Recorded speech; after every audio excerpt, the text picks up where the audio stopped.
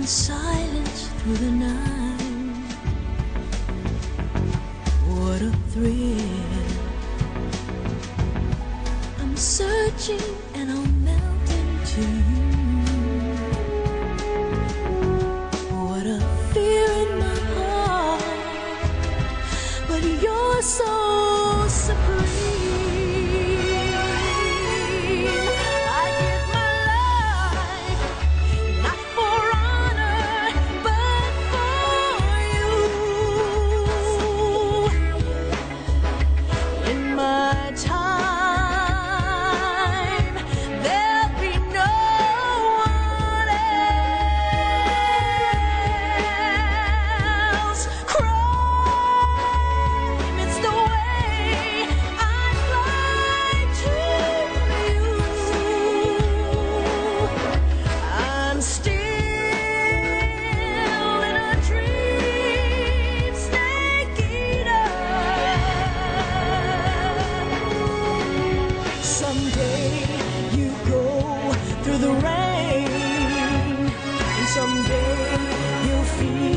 On a tree frog, it's ordeal, the trial to survive. For the day we see new light, I give my life, not for honor, but for you. In my time,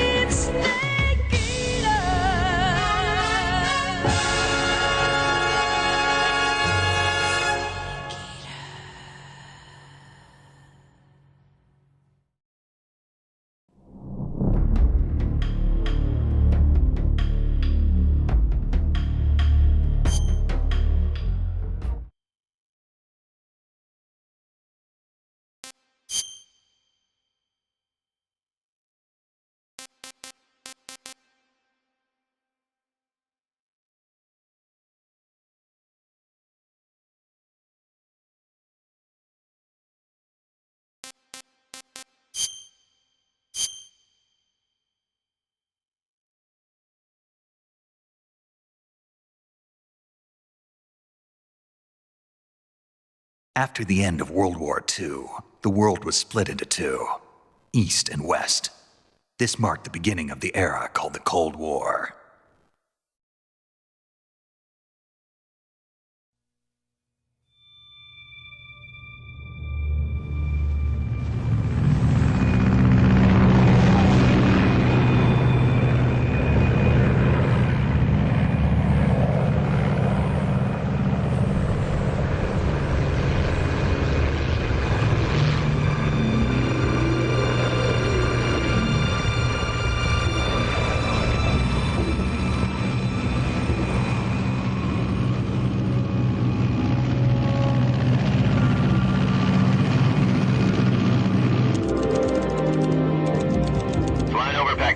Altitude 30,000 feet. Approaching Soviet airspace. 20 minutes to drop off. Commencing internal depressurization. Equipment check. Arm main parachute. All right. You ready to go? Drop zone still showing a high pressure mass. Cav okay. Good. We've got high visibility.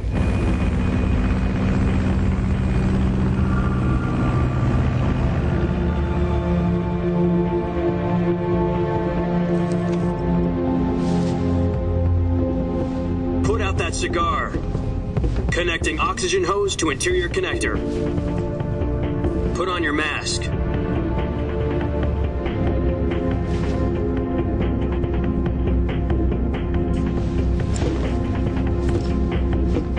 Does this panty waste know what he's doing?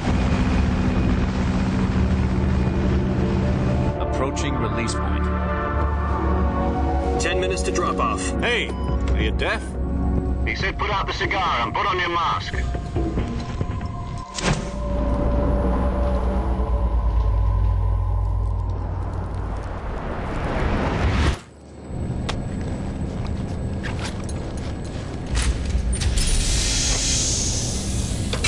Depressurization complete. Checking oxygen supply. 6 minutes to drop off. Opening rear hatch.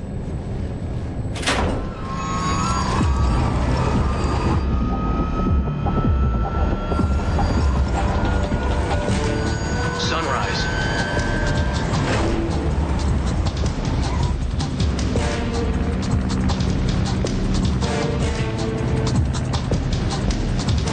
External temperature minus 46 degrees Celsius. 2 minutes to drop off. Stand up. You'll be falling at 130 miles per hour. Try not to get frostbite from the wind chill. 1 minute to drop off. Move to the rear. Activate the oil bottle. This is one for the history books. The world's first halo jump. 10 seconds to drop off. Stand by. Status okay. All green. Prepare for drop-off. Countdown. 5, 4, 3, 2, 1. Spread your wings And fly. God be with you.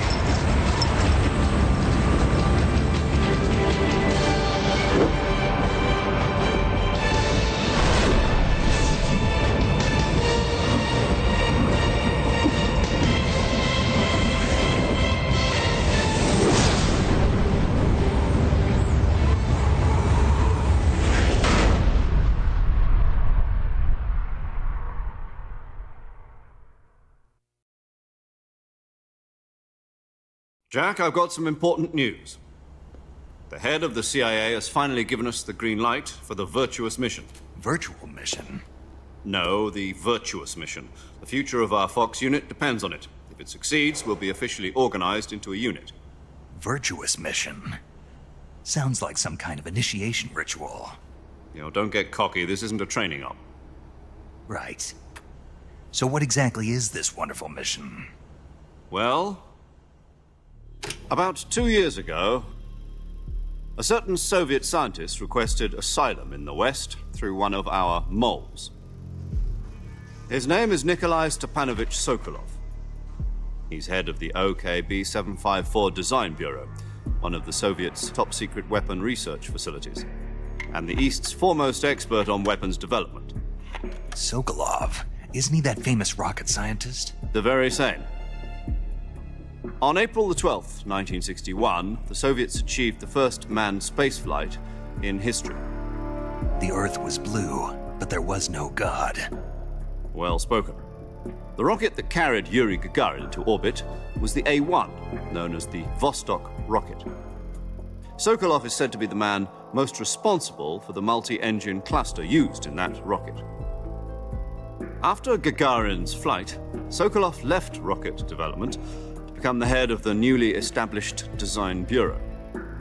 From a lowly technician to head of a design bureau, that's quite a success story, so why do you want to defect? It seems he'd become afraid of his own creations. Afraid? Call it a crisis of conscience. And for that, he left his country and his family behind and went over the fence? Not exactly. One of his conditions was that his family was also to be taken safely to the West. We used a mole to get the family out first and succeeded in sneaking Sokolov over the Berlin Wall shortly afterwards. I was the one who conducted the operation. The security on the eastern side was still full of holes back then. Then what? We got Sokolov over in one piece, but the whole ordeal had left him exhausted, and we checked him into a hospital in West Berlin. It took him 2 weeks and more than 600 miles to get from the research facility in the Soviet Union to Berlin. He was in no condition to say anything coherent. And it was only a week later that we had something much bigger on our hands. The Cuban Missile Crisis. October the 16th, 1962, President Kennedy received word that the Soviets were in the process of deploying intermediate-range ballistic missiles in Cuba. The president demanded that the Soviets dismantle and remove the missiles. At the same time, he announced a naval blockade to prevent further missile shipments from reaching Cuba. But the Soviets didn't back down, instead placing their armed forces on secondary alert. Soviet transport ships carrying missiles continued on course towards Cuba. US and Soviet forces went on alert for an all-out nuclear war. Frantic negotiations were conducted through the UN's Emergency Security Council and unofficial channels to end the hair-trigger standoff. Finally, on October the 28th, the Soviet Union agreed to remove its missiles from Cuba. And so the world avoided a nuclear holocaust. But in order to get the Soviets to pull their missiles out, we had to make a deal. You mean the one where the US agreed to remove its IRBMs from Turkey? No. The Jupiter IRBMs deployed in Turkey were obsolete, and we were going to get rid of them anyway. They had no strategic value whatsoever to either the US or the Russians. The Turkey deal was a ruse, a cover story that was fed to the other intelligence agencies around the world. So what did the Russians really want? Sokolov. They wanted us to return Sokolov. You mean the Soviets pulled out of Cuba just to get their hands on Sokolov? That's right. What the hell was he working on? At the time, we had no idea. We were running out of time. It was either give up Sokolov or risk full-scale nuclear war. In the end, we had no choice. President Kennedy gave in to Khrushchev's demand. The next day, I got Sokolov out of the hospital, handing him over to agents on the eastern side. Sokolov kept on screaming, "Save me," until he disappeared from my sight. Then, a month ago, we received some new information from one of our moles. About Sokolov? Yes. He was taken back to the research facility and forced to continue working on the weapon in question under KGB supervision. What's more, it's on the verge of completion. So what kind of weapon is it? Something to do with space rockets? No, missiles. Same technology. I guess you're right. We don't know the details, but it appears to be a new kind of nuclear device. For half a year now, the Soviets have been conducting frequent nuclear tests at Semipalatinsk. Something to do with the weapon, I assume. We're talking about a secret weapon so big that Khrushchev was ready to pull out of Cuba to get it back. Is Sokolov still in the facility? No. According to our intelligence, he's in Selinoyarsk, a place in the mountains about 3 miles to the west that's known as the Virgin Cliffs. The Virgin Cliffs. Nice name for a virtuous mission. They moved him there just recently. Why? Apparently, they're conducting a field test of the weapon, but it's our best chance to get him back. This mission would never have been possible if he was still in the research facility. This is our last chance. Sokolov must have known that too when he contacted us.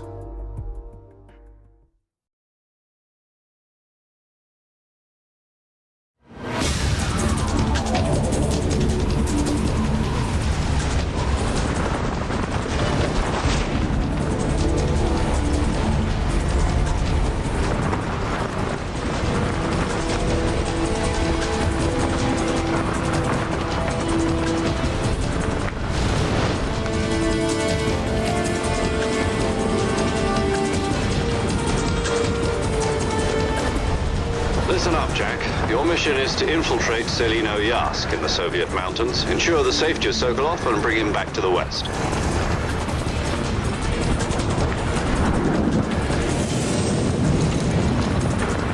If we don't get Sokolov back before that weapon is complete, we'll be facing a major crisis. The clock is ticking.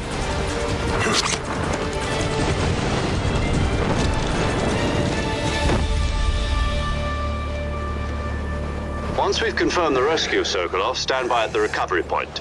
A recovery balloon will be dropped at that point. Helium will be pumped into the balloon to inflate it. The process takes about 20 minutes. Once it's complete, the gunship's arm will latch onto the balloon and pull it up. The Fulton surface-to-air recovery system. I'm familiar with the theory. Take it easy. It's been combat-proven. Do you think Sokolov is up to it? The shock will be less than during a parachute jump, and the arm can handle up to 500 pounds. So you're planning on going over the border in a single combat talon? She's equipped with two 6-barrel 20mm Vulcan cannons, as well as two 40mm machine guns. Sounds like she could hold her own against a battalion of tanks. Even with the fuel in the reserve tank, we're facing a 4-hour time limit. If all goes well, it shouldn't take more than a few hours. Home in time for dinner. But if anything goes wrong, you'll be eating dinner, breakfast, and all the rest of your meals in the jungle.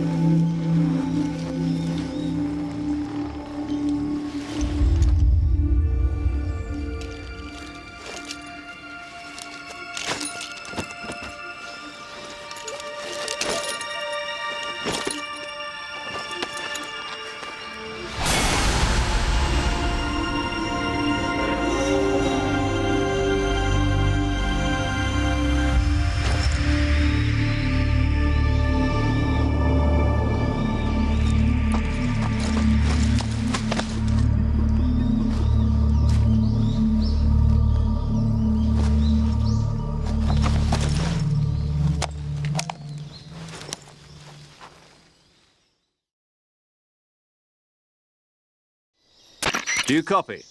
You're already in enemy territory, and somebody might be listening in. From here on out, we'll be using code names to refer to each other. Your code name for this mission will be Naked Snake. I'll be referring to you as Snake from now on. You're not to mention your real name. Snake? What, you don't like snakes? What do you mean? Well, you've eaten one before, haven't you? In survival training. I'm glad to hear that. I don't know if I'd ever order one in a restaurant, but... Be careful, you might not have a choice. What about you, Major? What should I call you? Let's see. I'll be Tom. Call me Major Tom. This will be a sneaking mission. You must not be seen by the enemy. You must leave no trace of your presence. Is that clear? This kind of infiltration is the Fox unit's speciality. In other words, weapons and equipment are procured on site. That goes for food as well. You're completely naked, just as your name implies. Great. Now I see why you asked me if I liked snakes. I suppose calling me Snake was your idea of a joke, too. No. There's a good reason for that. I'll tell you later when the time is right. Gotcha. Getting back to the subject, how exactly am I supposed to feed myself? You've been issued a knife and a tranquilizer gun. Use them to hunt for food. You'll also find some medical supplies in your backpack. Yeah, about the backpack. I lost it in a tree on the way down. I see. Well, you'd better go back and get it then. You know where it is? No problem. I can see it from here. It's stuck on a branch. To climb a tree, stand in front of a tree that's covered in ivy and press the action button. I'll be monitoring your progress over the radio. We can't risk violating Soviet airspace, but I'll be in the gunship. My frequency is 140.85. I'll give you a call if I need to talk to you. If you need to talk to me, use the send function. Okay, Snake, go get your backpack.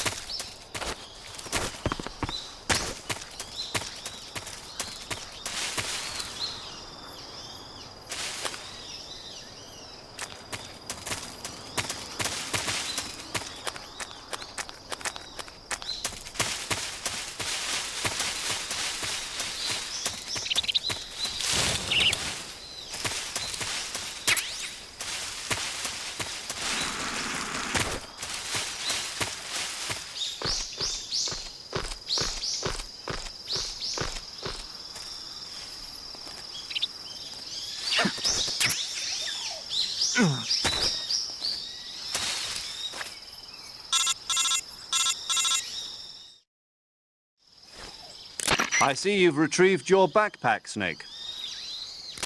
To equip a weapon, it's necessary to take it out of your backpack. In the survival viewer, choose Weapon from the backpack. Your available weapons will be displayed in a window in the upper left. From that list, choose the weapon you want to equip and press the Enter button. For other equipped items, just do the same thing from Item. Got it. Use the survival viewer backpack. Yep, that's right. Survival is fundamental to this mission. After you've been out in the field for a while, your stamina will start to drop. If your stamina gets too low, it'll affect your performance. You won't be able to shoot accurately, for example, and your wounds won't heal as smoothly. Keep an eye on your stamina so you don't run out. To recover lost stamina, you can hunt for local flora and fauna.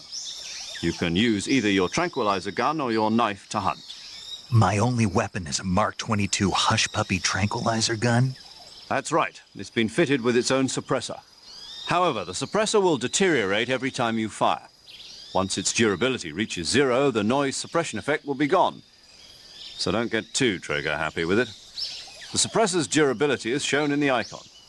Any weapons and equipment beyond what you're carrying now, you'll have to find as you go.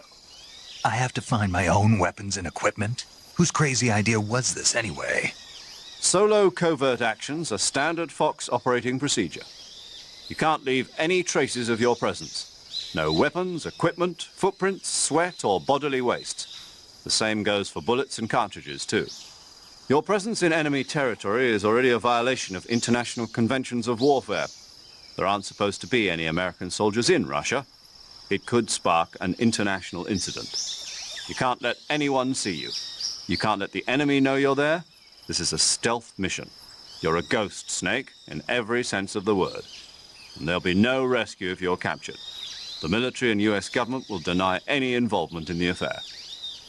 Then I'll just have to take care of myself, huh? I'm afraid so. You've been given a fake death pill for that purpose. SIS guidelines stipulate that soldiers on covert ops like this one be issued a potassium cyanide capsule. Tape it to your body so you can take it when you need to. How generous of you. Use it if you're taken prisoner by the enemy. It'll send you into a state of false death for a short time. Fooling them into thinking that I'm really dead. So how do I come back to life? Just take the revival pill. You mean that thing they put in my tooth before the mission? That's the one. But be careful. If you remain in a state of false death for too long, nothing will be able to bring you back. Remember that. I'll keep it in mind. You said this was a solo mission, right? Right. I guess that means I can't count on any reinforcements. Correct. The mission rests entirely in your hands. A real one-man army. Relax. There's a support team ready to back you up over the radio. Who? I'll introduce them to you. This time, survival is of utmost importance. The first member of the support team will be in charge of monitoring your physical condition, acting as a medic, so to speak, as well as recording your mission data. She's a member of Fox as well, and she's here on the gunship with me.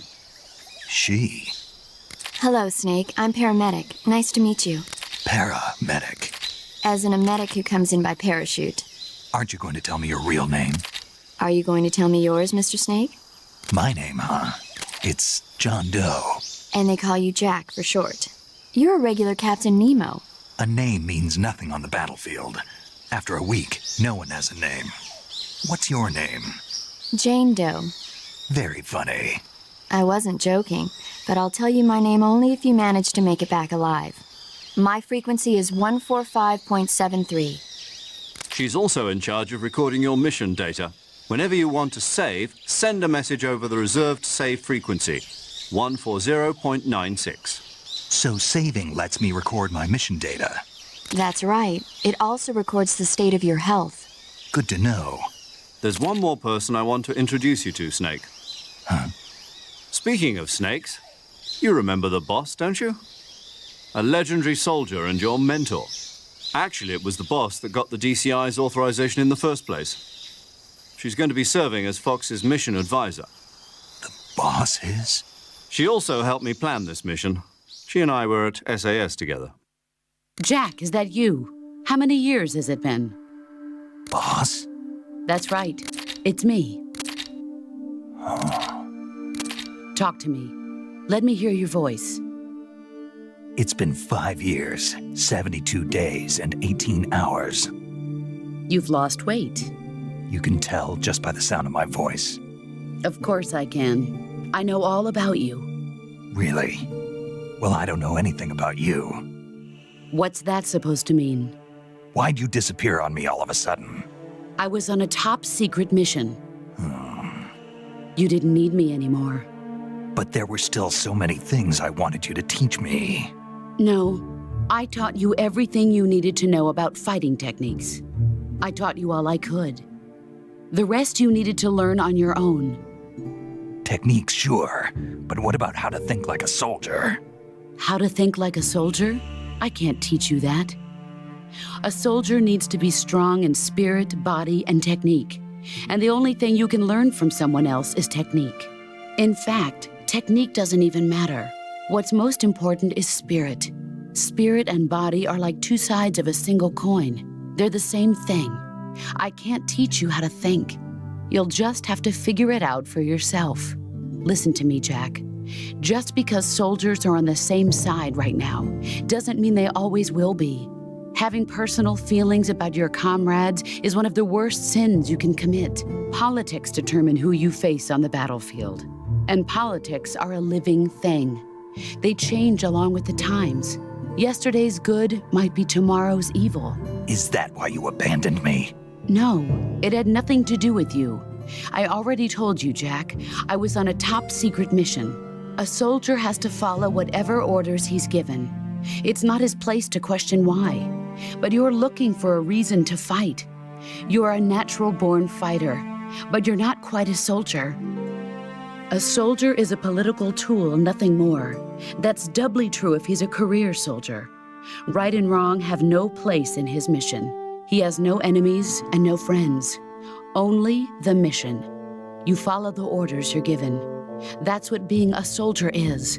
I do whatever I have to get the job done. I don't think about politics. That's not the same thing. Sooner or later, your conscience is going to bother you. In the end, you have to choose whether you're going to live as a soldier or just another man with a gun. There's a saying in the Orient, loyalty to the end.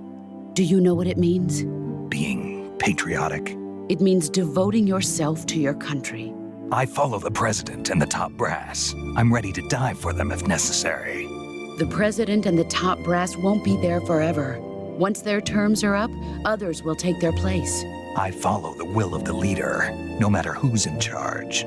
People aren't the ones who dictate the missions. Then who does? The times. People's values change over time, and so do the leaders of a country. So there's no such thing as an enemy in absolute terms. The enemies we fight are only enemies in relative terms, constantly changing with the times. As long as we have loyalty to the end, there's no point in believing in anything, even in those we love. And that's the way a soldier's supposed to think? The only thing we can believe in with absolute certainty is the mission, Jack. All right, but do me a favor. What is it? Call me Snake. Snake? Oh, right. Your code name is Snake. It suits you well.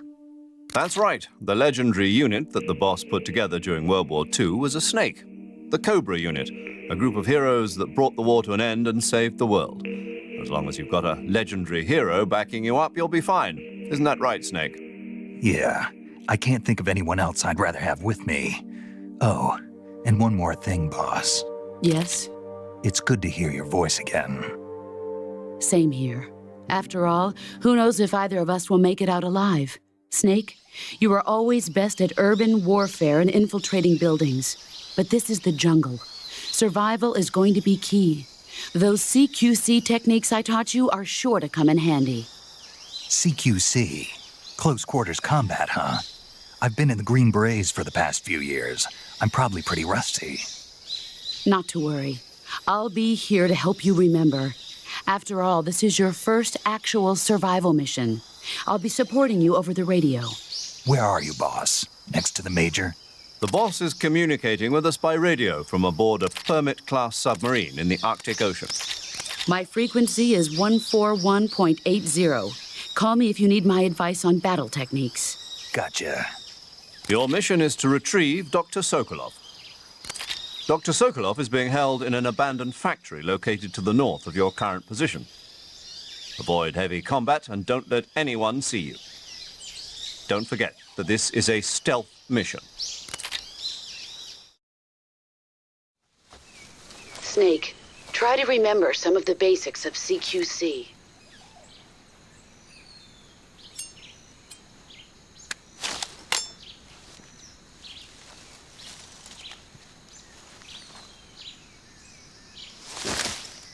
Commencing Virtuous mission now.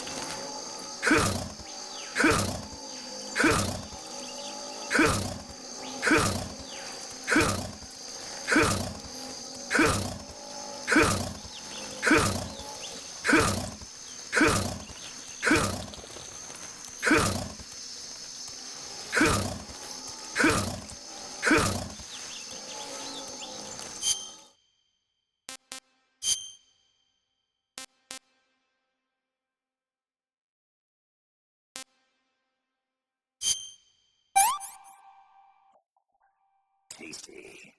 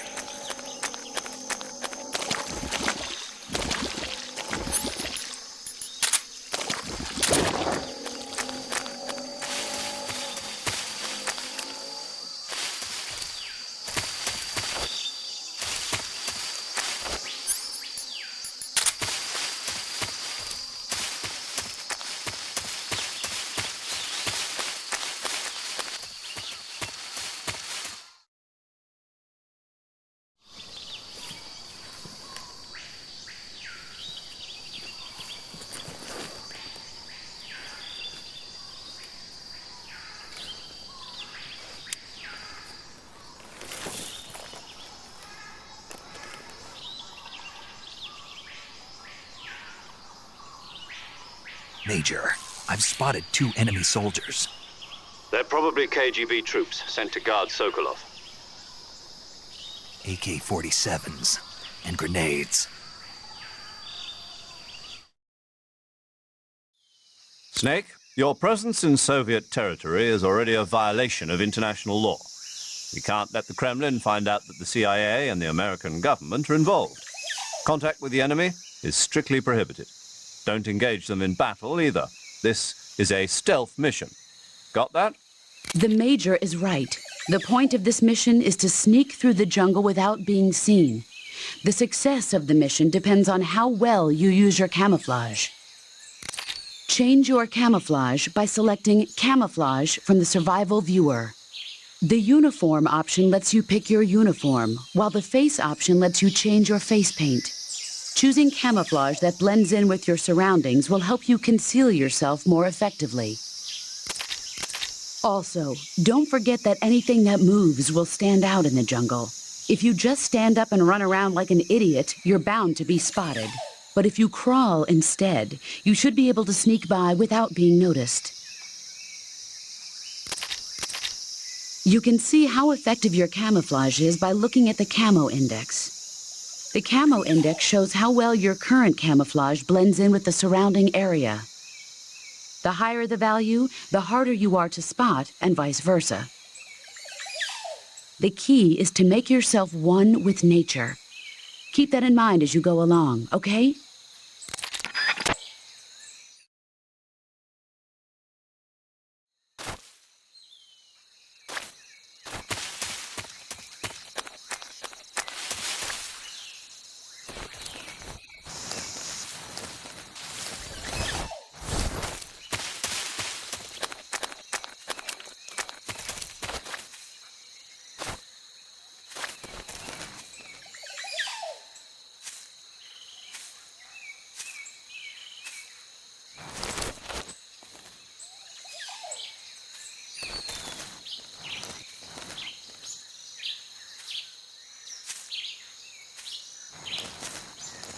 Huh? Who's that? Who's that?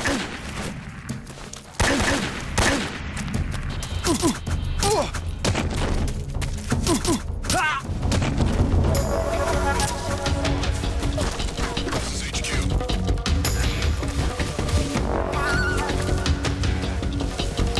Acknowledged. Sending reinforcements.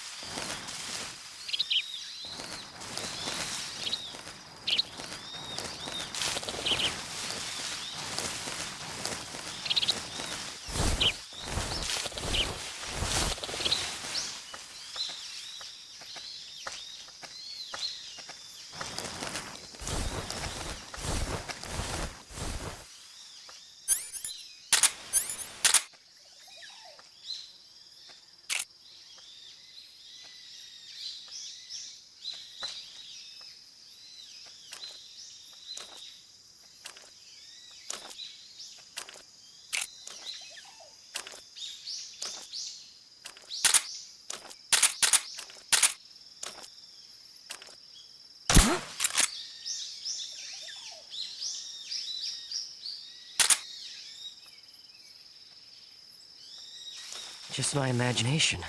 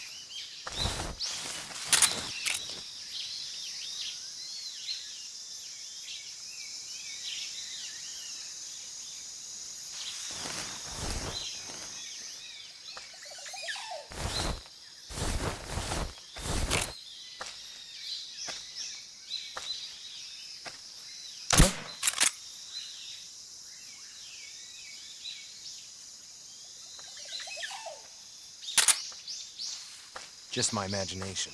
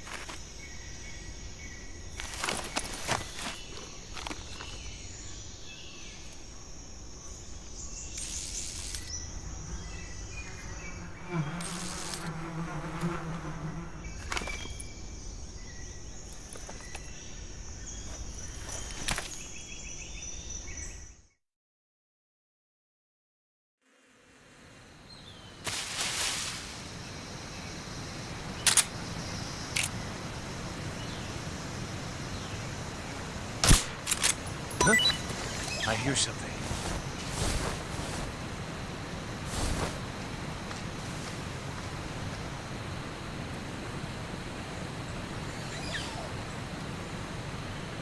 There's nothing here.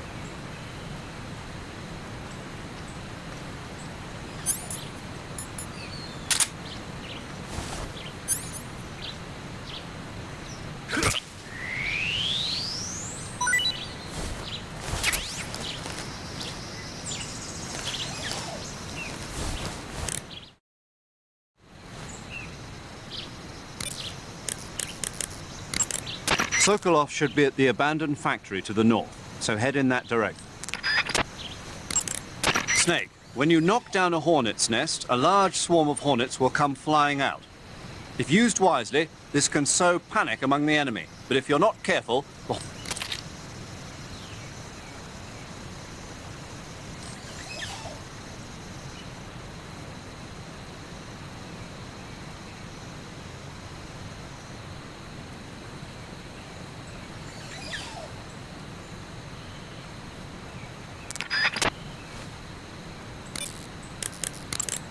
Camouflage is an indispensable tool when you're sneaking through the jungle. To use camouflage, first press the Start button to go to the Survival viewer. Then select Camouflage and press the Enter button. Select Uniform to select Battle Fatigues, and Face to select Face Paint. Choose battle fatigues that match the surrounding environment. The most effective camouflage is attained by selecting fatigues that blend in with the environment. Camouflage patterns that stand out in your surroundings will attract attention.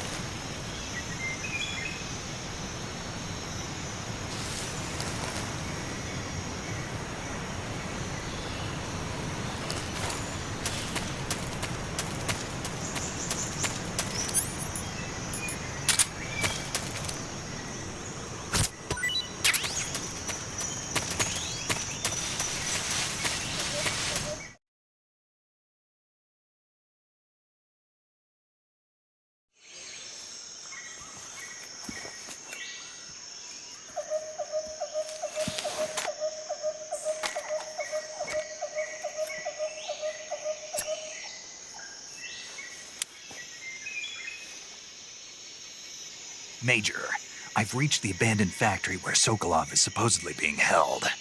This place is a dump.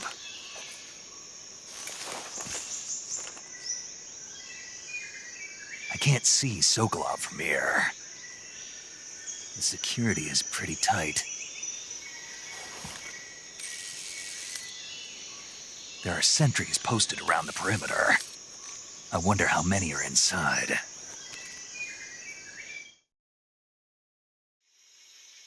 Your objective, Sokolov, is inside the factory. They should be holding him in a room in the northeast section. Northeast section. Got it. Be careful. Your mission is to bring Sokolov back alive. He must not be exposed to any kind of danger. Do not approach Sokolov while in the alert phase. Right. Oh, and one more thing, Snake. You mean there's more? No, it's just that when you get to Sokolov, I want you to tell him something from me. And that is? Sorry for being so late. Is that all? Yes. Understood. Beginning my approach to the target.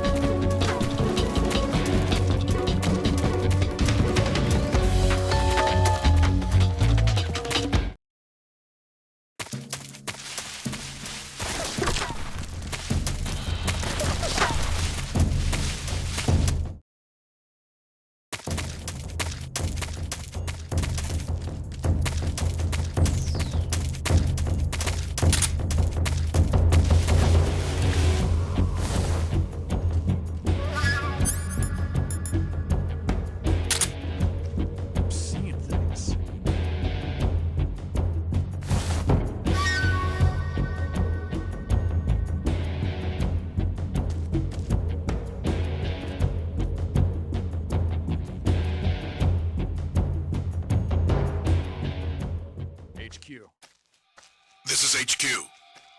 Patrol here. We've lost sight of the enemy. Commence alert formation. Acknowledged. The enemy is still nearby. Pursue and engage him. What the?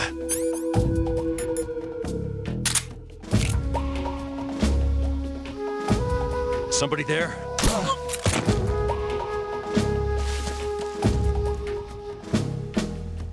What's wrong?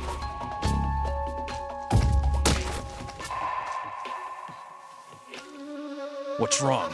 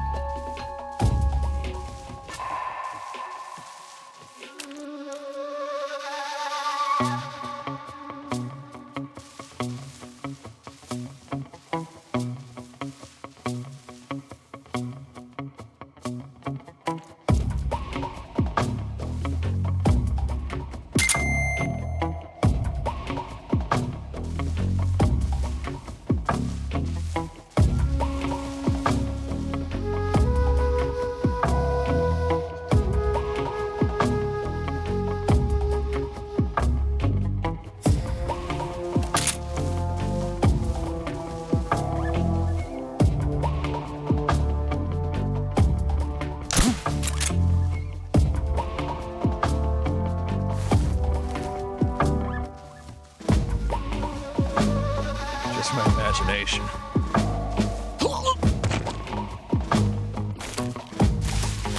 HQ. This is HQ. Unable to locate the problem. Understood. Return to your position.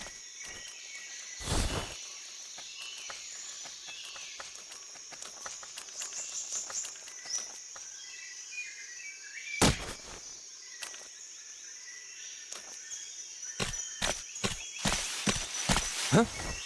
Is anybody there? Who's that? Radio! Where's our backup?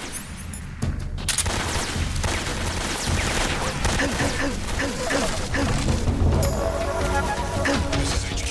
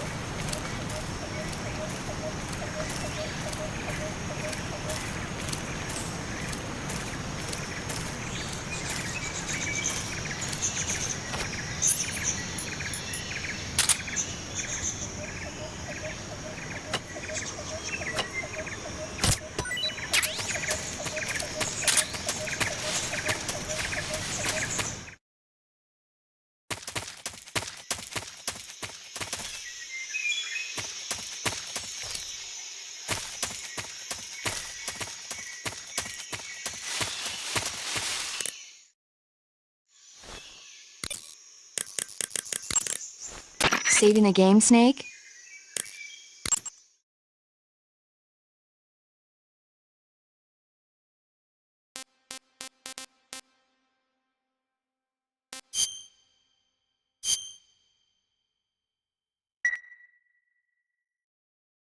Hey, Snake, you ever heard of Godzilla, King of Monsters? No, what is it? It's a movie. You haven't seen it? Nope. It's about this monster called Godzilla, who grows to an enormous size in a nuclear test and goes on a rampage in Tokyo. Nuclear test, huh? Then the Marshall Islands must be crawling with giant monsters right about now. It's just make-believe. Maybe that's why my pants have been so tight lately. Snake, it's a movie, not a report out of Los Alamos. I know, so then what happened? Godzilla is immune to all weapons, and humanity has no way to stop the monster. Dr. Shirazawa develops a new type of weapon, but meanwhile, Godzilla is getting closer and closer to Tokyo, obliterating everything in its path.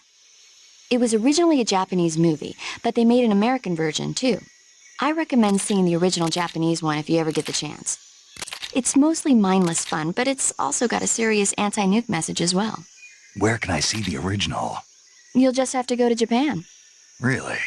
That's too bad. Well, if you wait 40 years, you might be able to see it in America, too. Why's that? 2004 will be Godzilla's 50th birthday. You think they're still going to be making Godzilla movies then? Of course! Everybody loves Godzilla. You sure know a lot about movies.